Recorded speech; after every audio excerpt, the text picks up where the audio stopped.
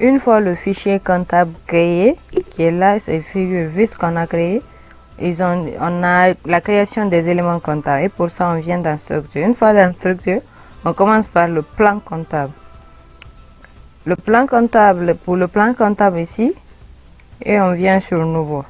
Sur nouveau, on demande si on souhaite créer un nouveau compte général. Le numéro de compte et l'intitulé sont obligatoires. Alors on vient sur le numéro de compte. On peut enregistrer par exemple le client 411 et j'ajoute 2 zéros. Pourquoi j'ajoute 2 zéros? Parce que à la création du fichier comptable, j'ai paramétré le nombre de caractères à 5. Alors c'est pour ça que je mets 2 zéros. Alors j'écris l'intitulé du compte. On dit valider ce compte pour en créer un nouveau, bien valider ce compte et quitter l'assistant. Ici, ces deux volets nous permettent de faire un choix. Comme le plan comptable est lancé, on a un autre à faire, on peut prendre le premier. Mais si c'est le seul qu'on veut enregistrer, on prend le deuxième. Alors, on prend le premier pour voir.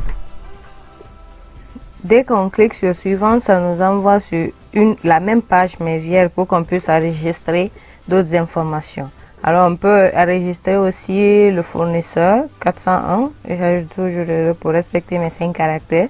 L'intitulé, je mets le fournisseur. Et pour cette deuxième fois, si je n'ai que les deux là à enregistrer, je fais valider ce compte et quitter. Ça m'envoie, au lieu de suivant ici, ça m'envoie directement fin. Ça veut dire que j'ai fini de renseigner mon plan comptable, les éléments comptables que je veux mettre pour le moment. J'en ai fini. Alors, je mets sur fin. Dès que je viens sur fin, la fenêtre là, on voit déjà maintenant ce qu'on avait. Elle n'est plus vide. On voit les éléments comptables qu'on a créés, les numéros comptables qu'on a créés.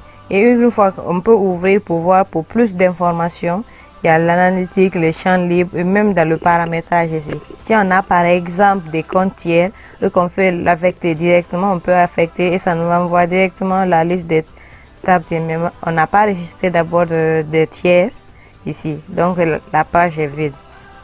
Mais on a plus d'options. Une fois le compte créé, on a plus d'options pour nous faciliter la gérance de notre fichier comptable. On fait OK. Et une fois fini, tous les paramètres et tout ce qu'on veut faire, une fois fini, on fait sur fermer. Et le plan comptable est créé.